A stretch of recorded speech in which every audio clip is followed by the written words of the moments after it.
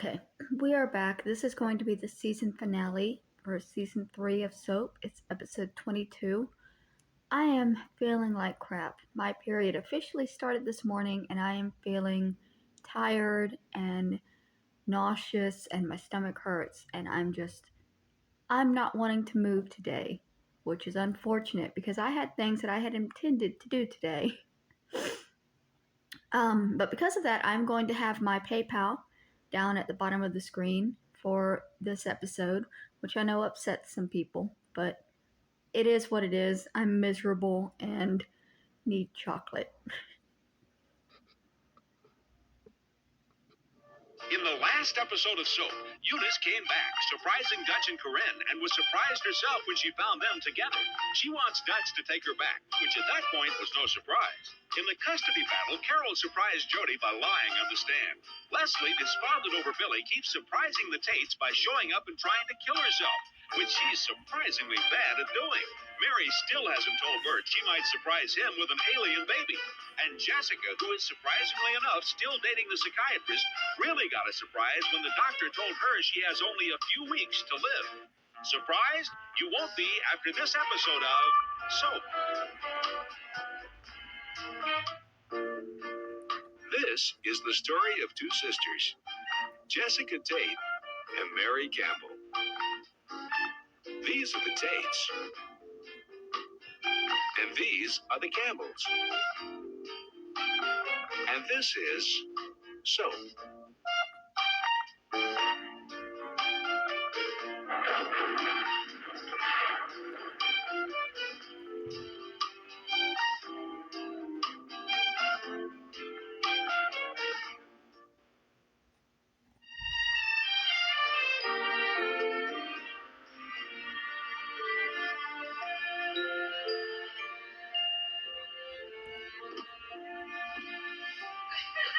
I brought all your favorites, Jess.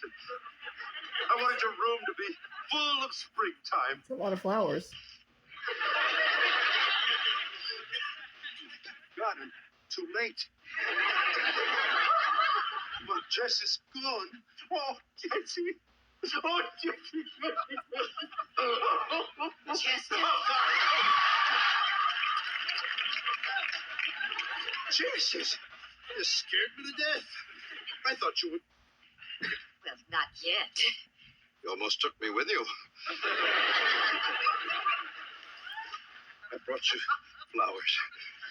Oh, Chester, they're lovely. But Jess, you can't die. You just can't die.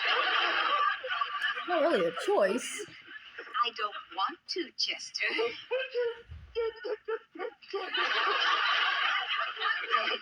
You're gonna die before I've had a chance to make it all up to me. There, Chester. Come now. There's nothing to make up. But the way I've been, I can't live without your forgiveness. I forgive you. For what? Well, whatever it is you want to be forgiven for. But you can't forgive me, Jess. I've been too awful. Too much. I know. You don't know. I do. Chester, I know all about your affairs, and I forgive you. For some of them. But you don't know about all of them. Well, it doesn't matter, Chester. I forgive you anyway. No, Jess, you can't. You can't just forgive me without knowing. You've got to know. When you were in labor with Eunice. Sorry. It's never good enough for him, is it? He says he wants her to forgive him. She forgives him. He's still not okay with it. It's still about him. She's dying, but it's still about him. The maternity ward nurse. You know. Of course. For a while, we patients were treating ourselves. It's all right, Chester. I forgive you. Well, here's one you don't know about. Our honeymoon. The chambermaid? You knew about that? I found a pair of panties in our suitcase that said Sabado. What about the time in London? Did you know about the time in London? London? Ah, you didn't know about that. The tour guide while you were watching the changing of the guard. That only takes a few minutes. So do I. I know.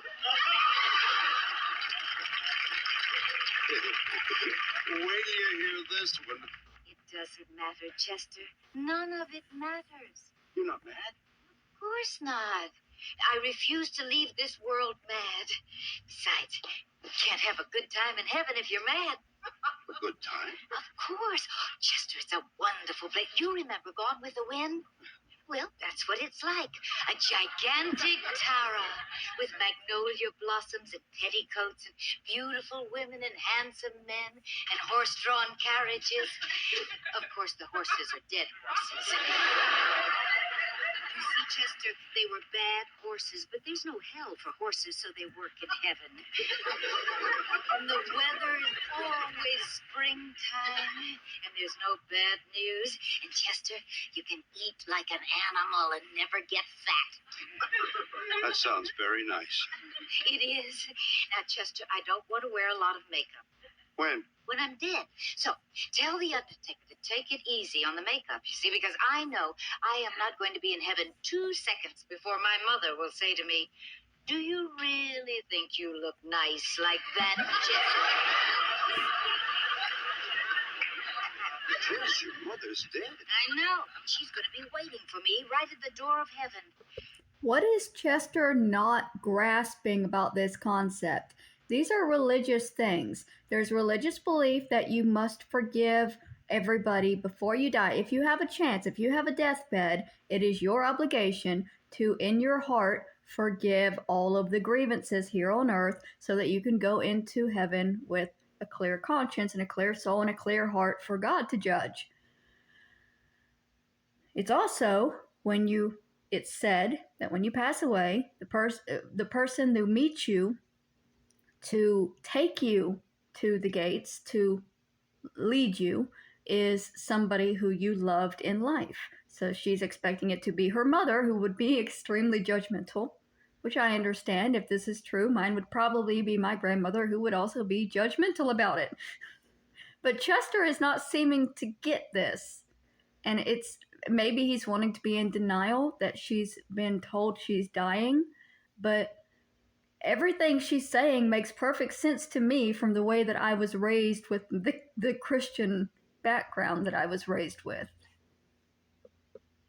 Chester, I think I'd like to wear my light green gown.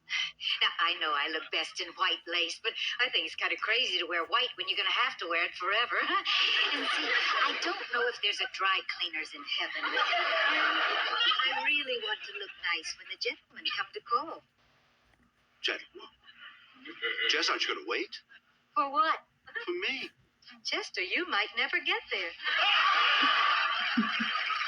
Damn. I'll miss you, Jess. She really does know him. All the time. In all my thoughts. Every day. For as long as I live. The children are going to be okay.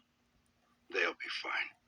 Because now, Chester, if I look down and Billy is not eating, I will not be able to yell down. Don't. They'll all be fine. They're fine now. And they're fine now. Because of you. You'll be fine too, Chester. Yes, you will. Oh, Jess. I love you so. I love you too, Chester. But he only cares about her when he's losing her. You'll always be with me, Jessica. I'm glad. Then I won't have died at all.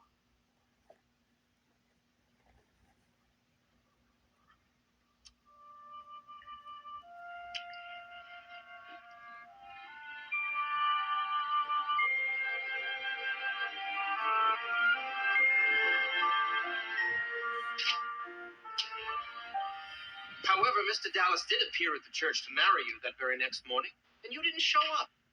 Why?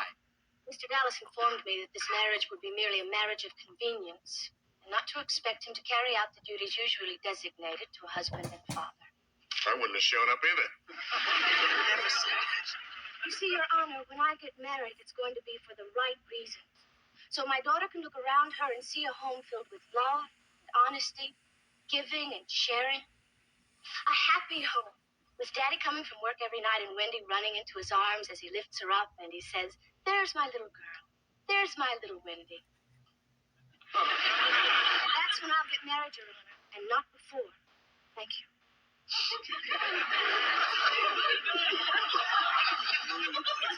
It's the most beautiful thing I've ever heard. It's a fairy tale. It's not real. Neither is Bambi. Doesn't matter. It's moving, isn't it? Remember the bunny? Okay. No more questions. Watch this, kid. You'll learn something.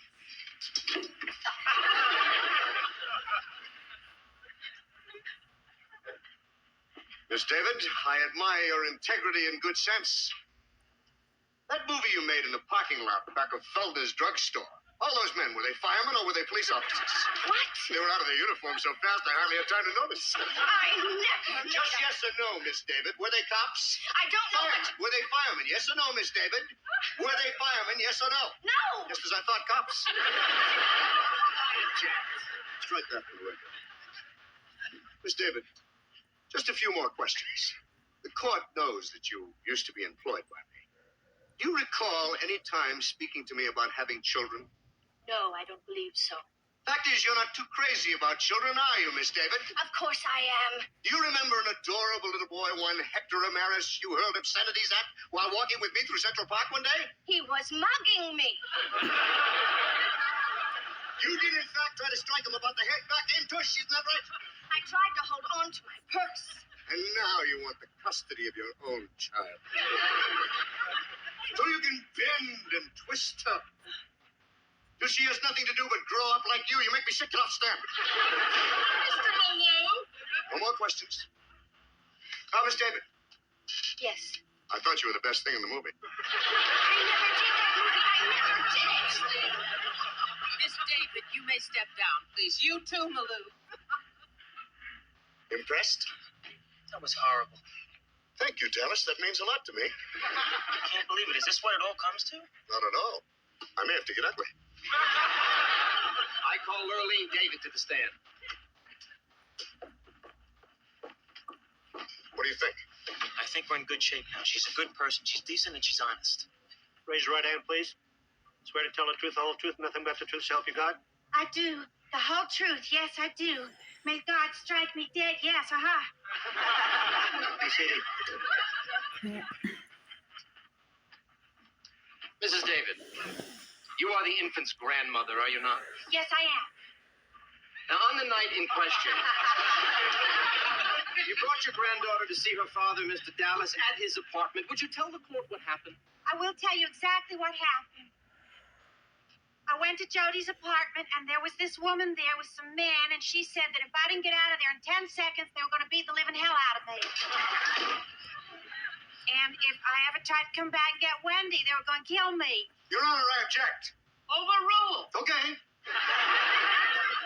Mrs. David, would you tell the court, please, who was the aforementioned woman? The woman in Mr. Dallas' apartment with that gang of homosexuals was Jody Dallas. That's it. Dallas, what are you doing? What are these notes mean that we've been taking, huh? What good are they? What good are these law books, for God's sakes? Nobody tells the truth around here. I mean, am I going mad or what? Restrain him, restrain him, please. Why did you just tar in front of me, for God's Mr. sake? Dallas, one more word out of you, and I am going to hold you in One more word? contempt. All right, I have plenty of more words, Your Honor. How about mockery, huh? And disgrace, huh? Because I've been hearing these words ever since this travesty began. You're killing me here. You're ruining my life. Court will reconvene at 10 a.m. tomorrow. Carol literally abandoned Wendy, just left her and walked away.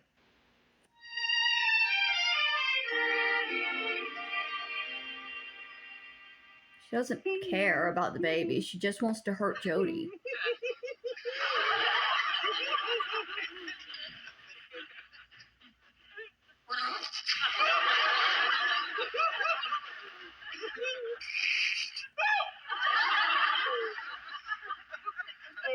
Yeah, man, the laughing. I'm sorry. Thank you.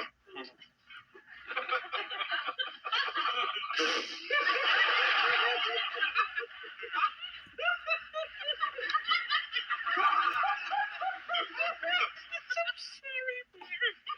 had a nightmare. This was a nightmare? Yeah, well, I'm happy. A happy person has happy nightmares. I guess you had to be there. You know what it is, man? You know what it is? It's because I am so happy. I'm glad you're happy. And May, I want you to be happy. That's what I want for the rest of my life. I want to make you happy. What can I do? Come on, what can I do to make you happy? Sleep. Come on, man. I can't.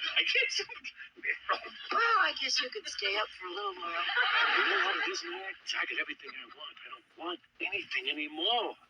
I got it all right here. I'm a sheriff. I'm serving people. I'm helping my fellow man. I got wonderful kids and a beautiful, wonderful wife, and now a baby, man. I'm gonna have a baby. I wonder what color hair it's gonna have. I've often wondered that myself. You, man, you got blonde. I got blonde. But, you know, I read somewhere when two blonde people make a baby, a silverish. Never mind. Let's go to sleep. Okay. Oh, I love you. Oh, Bert. What? I have to tell you something. Well, go on, shoot. When you were... Oh, God. Oh, I know. You think that I'm a little baby boy, right? Take him to ball games, teach him about, I would love a girl, man. A girl would be great. I already thought of a name for her. How about this in your head? Roll it around. Mary Jr. You like it? No, I mean, that's not it. Bert, I'd like to have a little girl, too. Actually, man, I don't really care what it is. That's good. Because there's a good chance that... As long as I had it with you. Oh, man, I love you. And thank you. Thank you for making me the happiest man in the whole world. Good night. Good night. Does Bert have no suspicions at all of whether alien Bert might be involved? I mean, Mary did tell him that alien Bert was all over her. That it was a nightmare for her. It was constant. So Bert has to have some sort of suspicion without Mary voicing it. Are you Dutch? I hope this is not a dream. Thank you.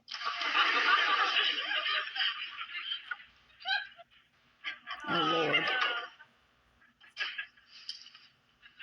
Wow. I don't know how you did that, Corinne, but don't ever stop. Not Corinne. Whatever. Eunice? Oh, Corinne, what are you doing here? What am I doing here? What are you doing here? What do you think I'm doing here? We'll do it somewhere else. It's just so sneaky, Corinne. Sneaky? You went out on him. It is 4 o'clock in the morning. You want to nitpick? Two-timer. Man-stealer. Hey, come on now. Hey, what's going on here? Come on. Okay, break. Dutch, this is ridiculous. You have to make a choice. We can't keep doing this. Well, we could try it for a while. Dutch, I agree with Corinne. This is just stupid. Now you have to choose. Corinne. Dutch. Yeah. Are you serious? How can you just say Corinne? Because Eunice left. Eunice. Settled. Okay, darling. Dutch. Oh, come on, you guys. You come in here in the middle of the night. You tell me I gotta choose? That ain't right. I got no control of my life here. Like it or not that you are in the middle, and like it or not, you have to choose. Because if you don't, we're just going to have to keep doing this. Fine. I'll let you know next week. Okay. I know I gotta. But it isn't easy. I mean, as much as I'm mad at you, Eunice, I still love you. And as much as I love her, that's how much I love you. So I know I gotta do the only thing I can. I gotta make a decision, firm and final. And whoever I choose, the other one has got to understand. I agree. Go ahead, Dutch. Make your choice.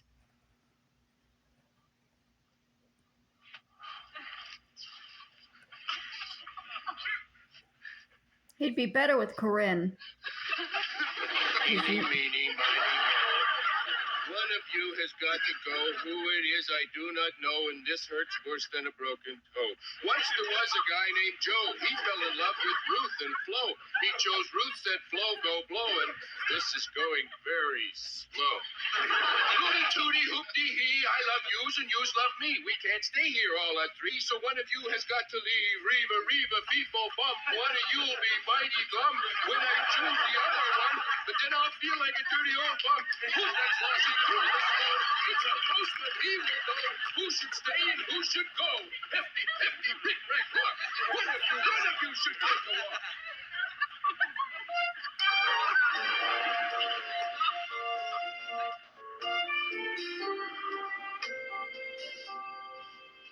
Now look, Dallas, I can't blame you for what you did yesterday. I guess I really blew it, huh? Blue? What about tornadoed? Actually, I was thinking about this as they were leading you out. The expression on the judge's face. She was obviously moved by your passion and fervor. You think we still have a chance? No. You can't ignore the facts, Dallas. The judge is a woman. Carol is a woman. You are not a woman. Try as you may. I call Jody Dallas to the stand. Goes. Might as well know he's going to be rough on you. Don't worry, Miller. By this time, I think I'm immune. Mr. Dallas, let me remind you, you're still under oath. Are you the same Jody Dallas who lived with Dennis Phillips, the quarterback? Just how many different men have you lived with, Mr. Dallas? Answer the question, please. It's none of your business. It's the business of this court, Mr. Dallas, to ascertain whether your home environment is conducive to raising a child. Seems to me as if a decision has already been reached regarding my environment. Mr. Dallas, this court is not about to draw conclusions until all facts are presented. Let me add, you're not helping your case any by not answering these questions. Please proceed. Thank you, Your Honor. Mr. Dallas, what do you do? I direct commercials. I mean with a man. Oh, please. Exactly. What are the mechanics involved? That's an insulting question. Did you ever frequent a bar known as Barney's? Was that you?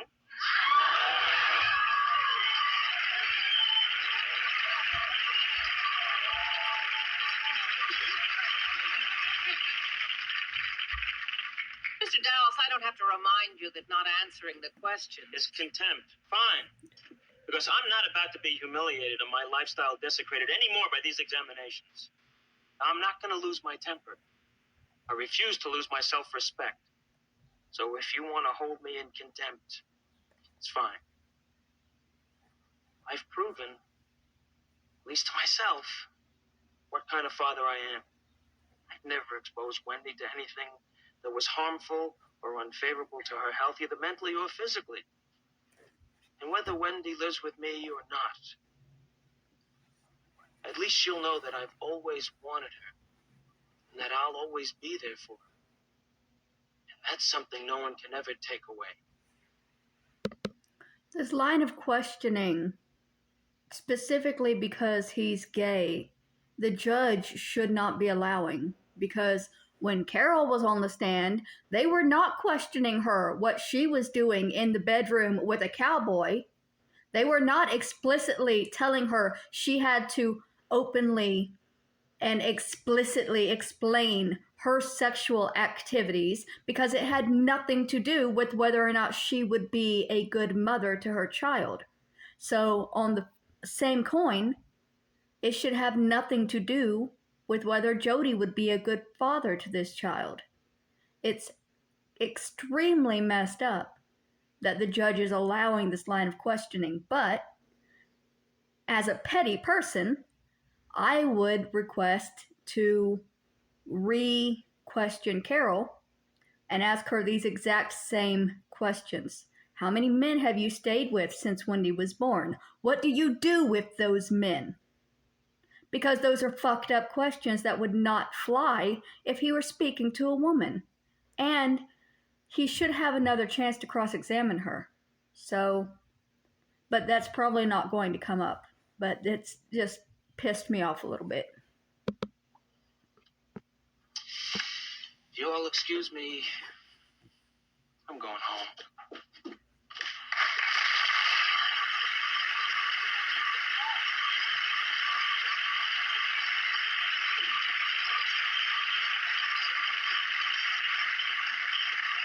Your Honor, I ask you to realize the strain that my client has been under and not hold him in contempt. Mr. Malou, I make my decisions based on fact, not personal emotion. And may I say, your client presented his case more honestly and directly than you ever have.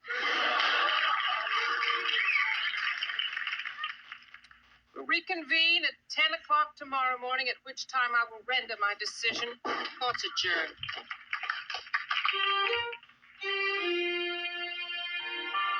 Carol's such a bitch. Have I mentioned that yet?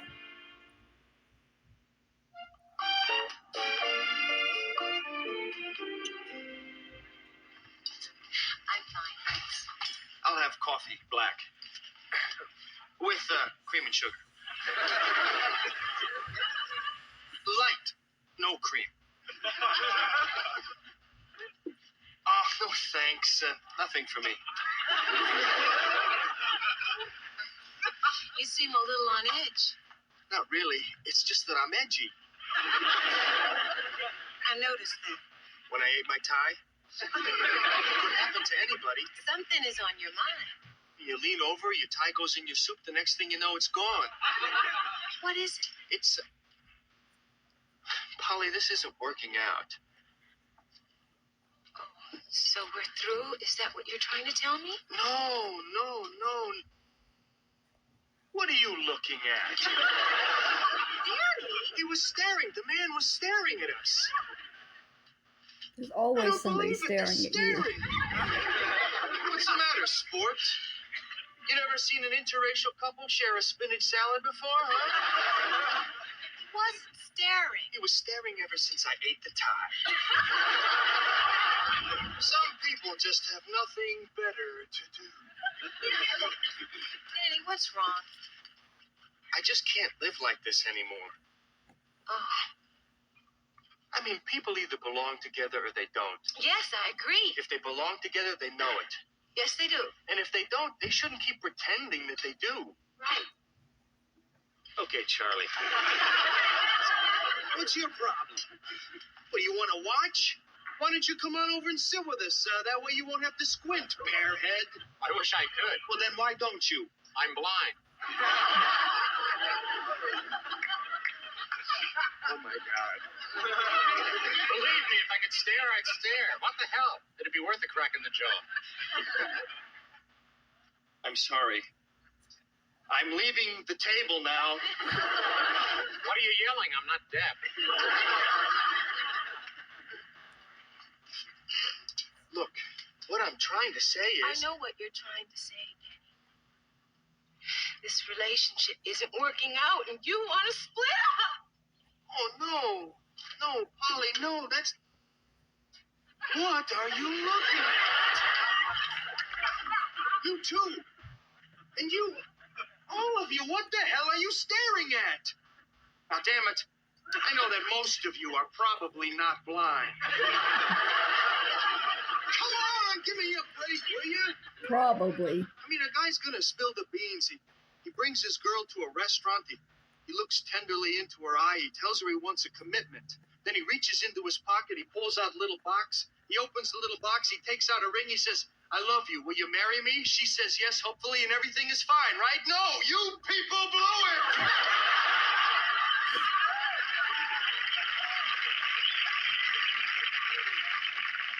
And just for that, I'm gonna wait till I get home to tell her. What do you think of that?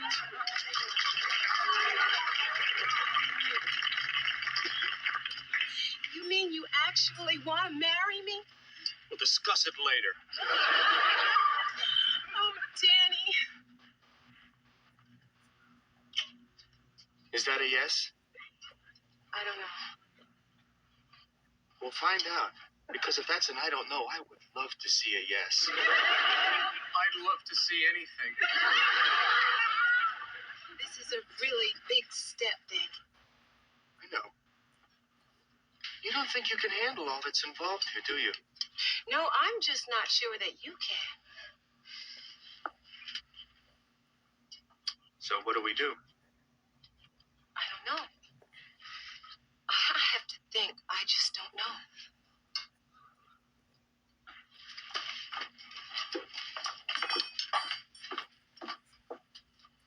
I hope she says yes. I mean, Danny's made an ass of himself every time they've been out in public, but he does love her. See ya. And she's nice. She's a lot better than Elaine. Which, I mean, I know Elaine's dead, but still. Elaine sucked. So, Daddy, what did the doctor... Oh my God!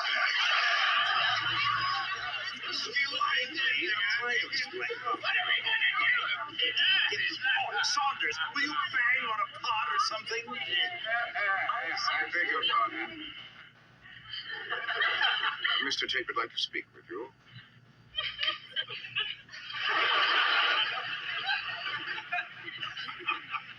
Your mother wanted to send back this message to all of you. She sounds a little weak. Well, this is a very small microphone. Here goes. Is it on? Testing, 1, 2, testing. Is that me? Do I actually sound like that?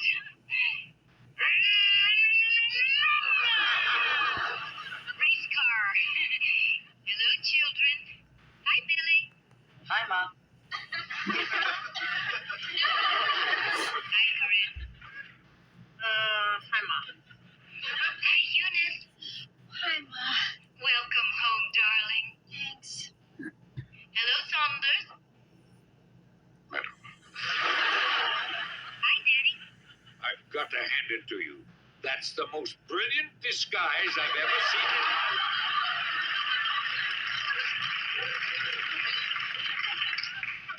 I just want you all to know that I've been thinking of you constantly, and it's very lonely here without you. Children, I'd just love to tell you that everything is fine and that I'll be home soon, but I'm afraid that would be fibbing. So, all I can tell you now is that, well, I'm... What's that? What's that? The nurse just dropped hot coffee in my lap.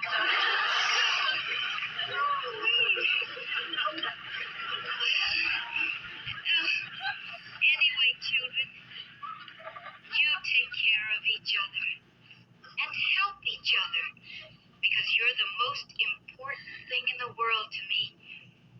You people are what I'm most proud of in this world. So stick together and be strong for me. Well, goodbye.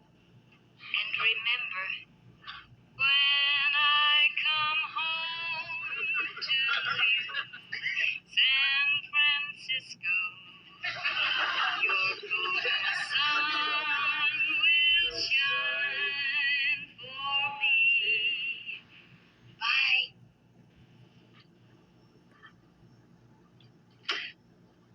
I just want to die. I just want to curl up someplace and die. Why? Why, Jessica? Oh, God. When she was a little baby, she used to stand on my feet and I'd walk her around the room. She used to call it dancing. There ought to be a law. Children can't go first. It isn't fair. She's still my little baby.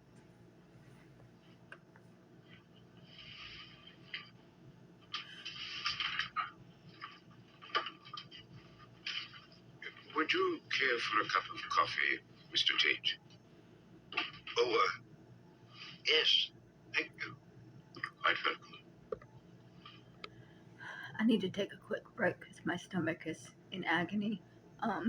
So I'm going to stop and break this into 2 videos. because I don't know for sure that my phone is even going to allow me to film for a full hour without a break. It limits how much size, so.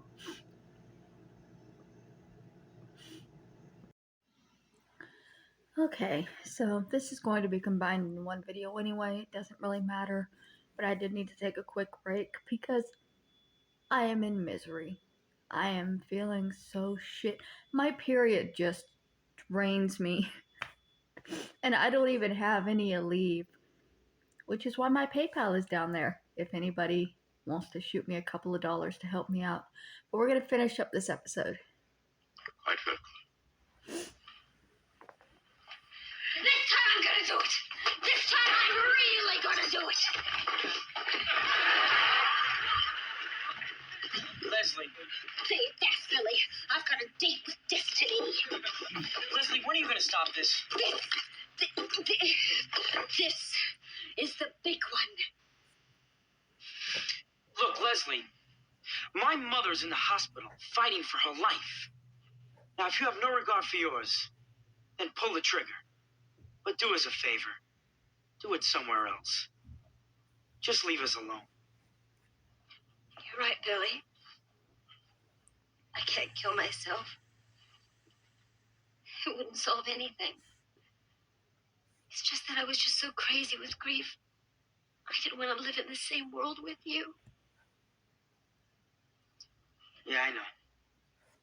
And I still don't. So I'm gonna kill you.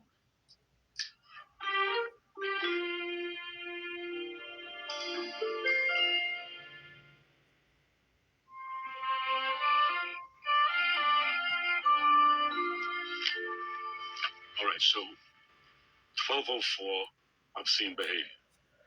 601, disturbing the peace. That's a 1204, like with no laughs. Hey, Danny. Hey, Bert. Where is everybody? Oh, your mother's at the hospital visiting Aunt Jessica. Oh, hey, Chuck and Bob, they got a job down at the club. No kidding. What, doing their ventriloquist act? No, ballroom dance.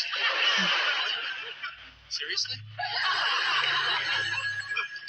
Sheriff Campbell. What? When? A 508. We got a 508. 508? All right, now listen. All right. I know it sounds bad. It sounds really very bad here. Now, listen to me. You get Henley and you take Thacker and Sherman, and I'll meet you there. Don't argue. Just do what I'm telling you. Bert, a 508 is a lost dog. What? Lost dog. Why are you calling me about a lost dog? My neighbor's dog? My neighbor's dog is lost. Puffy's lost. Thanks for calling. Wait a minute, how did you know what a 508 is? I've been studying. I know that book backwards and forwards. I can do it, Bert. Alright, sorry. The beeping is driving me insane. I think it stopped. Be your deputy. Danny. Ask me something, Bert. Ask me what's a 618. Danny, A please. 618 is illegal entry. Ask me what a 412 is. Go ahead. I don't care. A 412 is, I don't know exactly what the wording is, but it's hitting somebody over the head with something when they don't want you to. I can do it, Bert. I know I can do it. Danny, please, I can't just make you a deputy. You gotta be trained.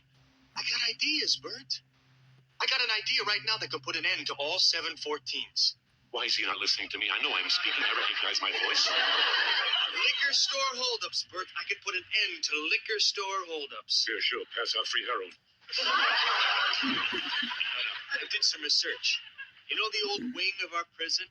Well, they got a lot of empty cells in that wing. And what we do is we get all the merchants to move all their liquor stores into those cells. And when somebody tries to rob them, we... Close the cell door.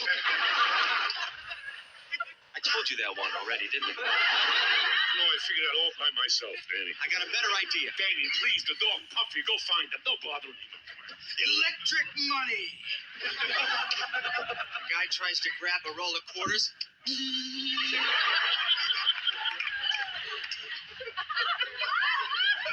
Danny, why don't you roll up the front of your shirt and stick it in your mouth? Please, no way. Keep the dog, all right? Come on. Sheriff Campbell? Yes, sir? May I come in? Uh, Oh, my name is Elmore Tibbs. I just dropped by to congratulate you on your victory over Sheriff Prentice. Oh, a supporter. Sure, Yes. come on. This is my son, Danny here. How do you do? Hey, how you doing? Listen, can I get you a beer? Oh, no, thank you. I don't drink, but I will have some cocoa. Coco, just ran out. Danny, get down to the store, get us some more cocoa, all right? No, please, quite all right. I'm not going to stay long anyways. Well, then, Mr. Tibbs, here. Come on, have a seat. This is really very nice here. So, now, come on. What can I do for you? Well, as a businessman in the area, I just want to wish you a long and successful term of office. Thank you. That's a very sweet guy. Oh, also, I have one small problem. Problem is our middle initial. Sheriff Campbell, after you were elected, you had some of your men hit some of the massage parlors in the area. Now, we had a little arrangement with Sheriff Prentice stipulating he'd stay away. Oh, hey, don't worry. I never go to those places. I don't think you understand. Yeah, we understand, pal. Now, let me tell you something. Benny, please, what? Will you let me handle this now, all right? Mr. Tibbs, let me set something straight here. Now, those aren't massage parlors. I mean, nobody goes there to get a massage. See, massage is just a nice word so you can lay down and groan, but actual massage... I'm sure Mr. Tibbs knows exactly what goes on there. Lay down and good. Then you groan. understand that we're doing everything we can to clean up this town, Mr. Tibbs, and get rid of those places now. It's been a pleasure meeting you. I got to get back on duty here. Listen, next time you come, you get yourself some cocoa.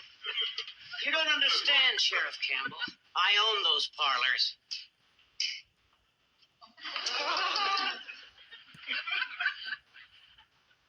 Well, have you been there lately? Because it's really shocking. Sheriff Campbell, you seem to me like a very nice guy, you know? You got a nice little house, handsome boy, beautiful wife. Is this a picture of your wife? Really beautiful. Sure would be a shame if something happened to her, you know what I mean? You little...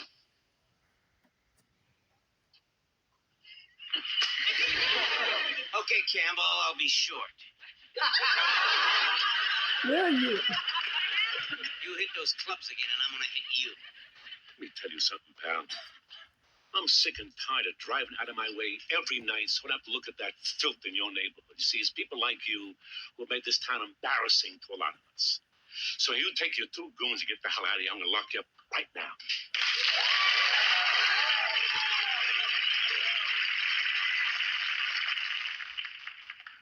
Okay, Campbell?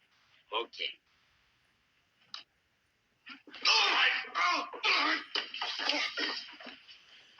All right, Olaf, get him over on the couch. Julio, go down the car. Get the photographer and the girls. Once Sheriff Campbell sees the pictures and realizes we have the negatives, I'm sure he'll do everything he can to cooperate. I did say that becoming a politician of any kind would bring on enemies. Let go of her hand, Malou. I'm her husband. And a lousy one at that. I can't. I just can't deal with death. It's my turn to take her hand. We're not taking turns, Malou. There are no turns. Give me your hand. Did I hate it? I'm not kidding. I call myself a psychiatrist. That's a laugh. Who is he? Who cares? Drop the hand, Malou. Drop dead, Tate. Boys now, boys. Why don't you take turns? Each one of you could have 10 minutes. Of course, not knowing how much time I have left, it might not end up fairly. What's going on here? Doctor, would you explain, please, that I am her husband and therefore I am the one that should be holding her hand? Gentlemen.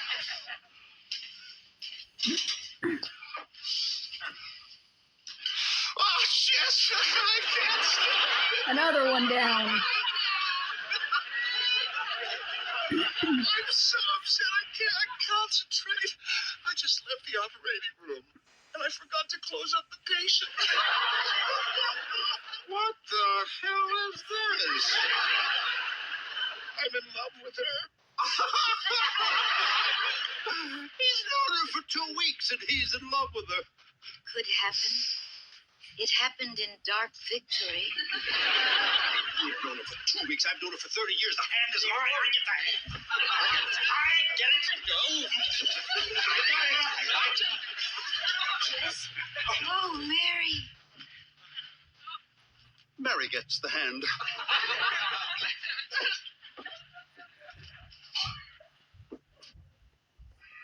How you feeling? I'm okay. I'm a little tired. Don't talk. Oh, I have to talk, Mary. I don't have much talking time left. Jess, I don't know what I'm going to do. There hasn't been a day in my life you haven't been a part of. All the years we were growing up when we shared a room, we could have each had our own. We've never been apart, Jess. Except on our honeymoons. And on your first one, I flew to Mexico to meet you. Who am I going to shop with? Huh? And laugh with and cry with. And call first thing every morning. Mary, do you remember when I went to sleepaway camp that year when you didn't go because you had a broken leg and you carried on exactly the same way and you managed just fine till you saw me in September? Well, this is exactly the same thing. You probably won't see me in September.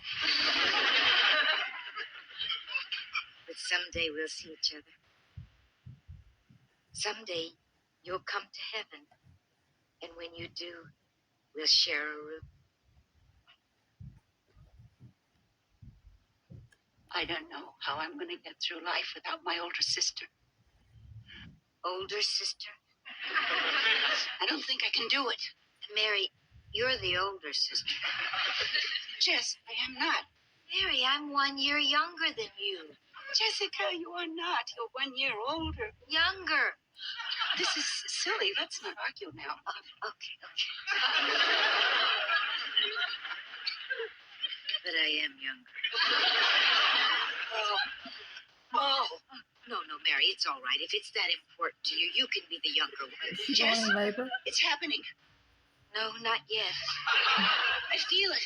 Mary, I'm the one that's dying. You can't feel it. No, the baby. I'm in labor.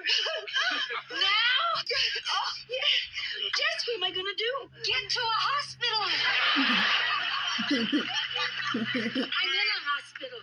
Oh, right. Good. Lie down. Here. Come on. Now you can have the baby right here. Look, Mrs. Campbell, I think you better get up to maternity. I want to stay with my sister. None of the men want to be Mrs. that Your close. child, it could come pretty quickly. I better call an orderly.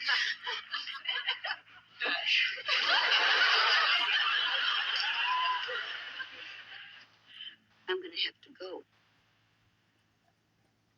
I know. Will you?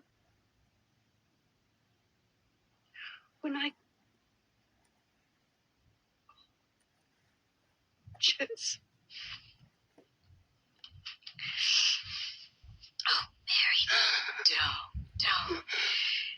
My goodness, Mary. We're having a baby.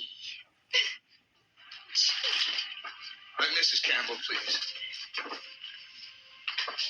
Easy does it now. I can't say...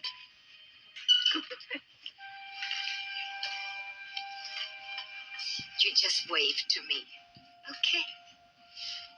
There's no saying for sure that Jessica's going to die before Mary's better from having the baby. He said it could be days or months. No. God. For you to have no right to try to get equal time with your hand. Now we're fighting again over her hand. Tell me, how do you do it? I don't know. You're a doctor. Let the nurses do it. Look, over there. Give the woman some air, for God's sake. Benson. You're still around. You're back. Hello, Benson. May I have a few minutes alone with Benson?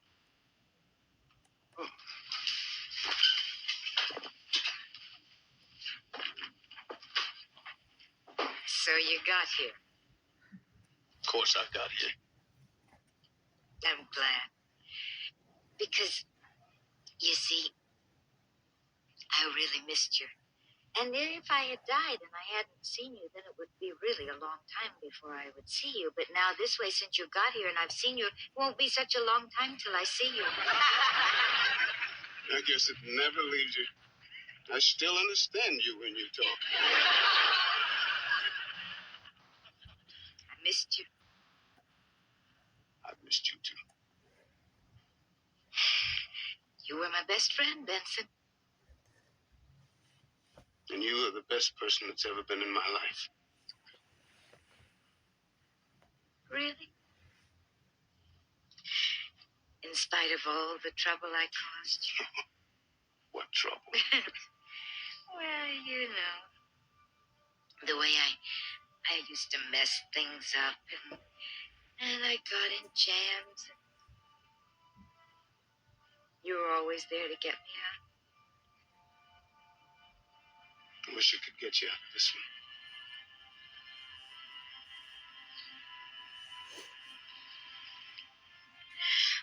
I'm afraid you can't this time, Benson. I'm surprised he didn't bring her food. You know, I keep thinking that I should say something important. I mean, after all, this is my deathbed. But I don't have anything important to say. You don't have to. Your whole life's been important. It's been a nice life. I know. I hate to leave it. Benson, would you look in on them from time to time? Don't worry about a thing.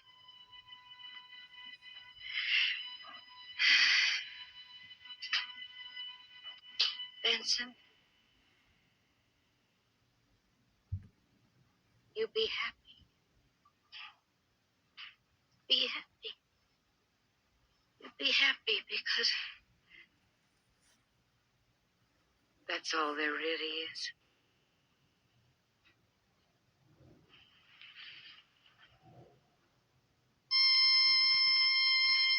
No. Jessica.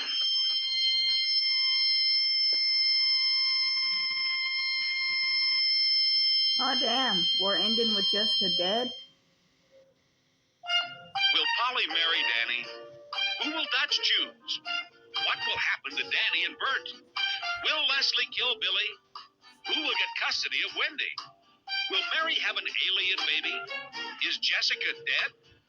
These questions and many others will be answered on the next episode of Soap. Okay, so that was season 3, episode 22 of Soap. This was an hour-long cliffhanger, and it was the season finale. So the next episode is the first episode of season 4, which I have not downloaded yet. And we're not going to be starting season 4 for a couple of more days. Probably not until my period is over because I feel awful. But we will see what happens. I can't believe they killed off Jessica. That was definitely a surprise ending for season 3.